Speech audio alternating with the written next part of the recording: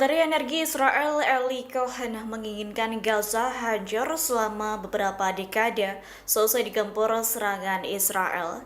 Selain itu, Tribunars Cohen menyatakan bahwa Israel sebenarnya tak niat untuk membantu membangun infrastruktur Gaza yang kini hancur. Menurut Eli Cohen, militer Israel itu memiliki dua tujuan di Gaza.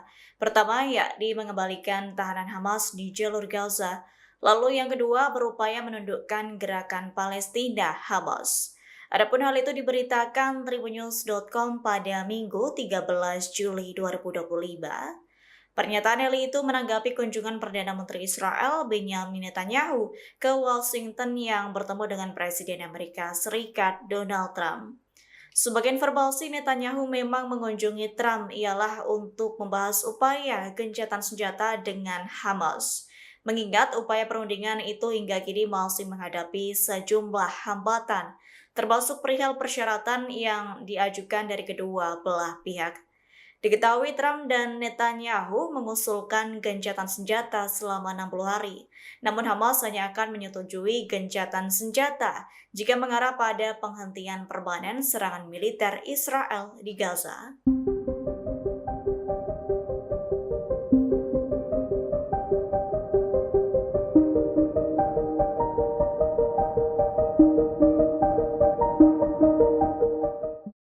Dilaporkan gencatan senjata antara Israel dengan Hamas terancam gagal imbas keduanya mengajukan persyaratan yang tak kunjung menemui titik terang.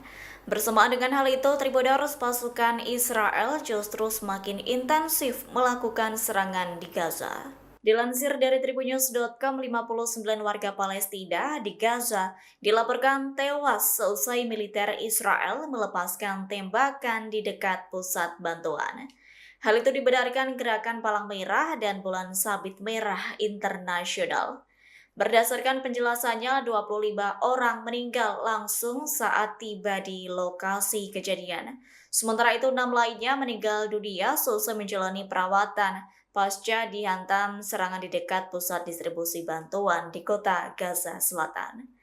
Organisasi itu menyatakan menerima 132 pasien yang mengalami cedera akibat senjata Israel. Adapun jumlah kematian ini menurutnya menjadi gelombang kematian terbesar. Bersamaan dengan ini, upaya gencatan senjata yang tengah dibahas terancam gagal.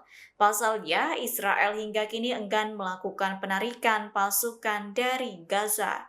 Bahkan usulan gencatan senjata selama 60 hari di Gaza oleh Presiden Amerika Serikat Donald Trump tak disetujui Hamas. Lantas pejabat Israel justru menyalahkan kebuntuan upaya gencatan senjata ini pada Hamas dengan menyebutnya sebagai kelompok yang keras kepala.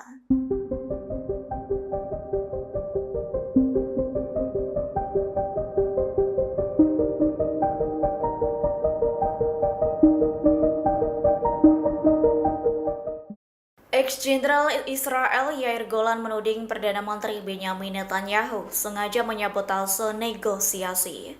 Bahkan ia juga menuding Netanyahu memang ingin memperpanjang perang di Gaza demi kelangsungan jabatan politiknya. Atas kebengisan Netanyahu dan jajarannya, Yair Golan menyebut mereka tak memikirkan nyawa para tentara dan tawanan. Pasalnya keinginan Netanyahu untuk mempertahankan posisi politiknya terlihat nyata.